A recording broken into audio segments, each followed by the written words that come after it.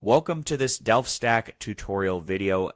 In today's video, we will learn how to copy any block from website in Chrome, including its code style and logic. First, open Chrome and go to the page with the content you want.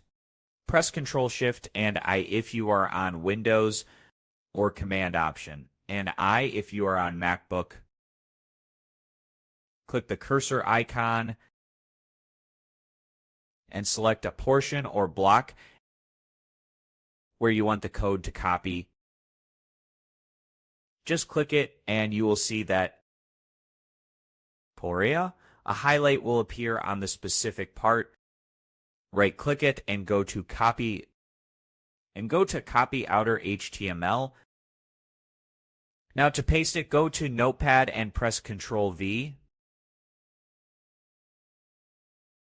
And as you can see, we have successfully copied the code from a specific block in Chrome, including its code, style, and logic.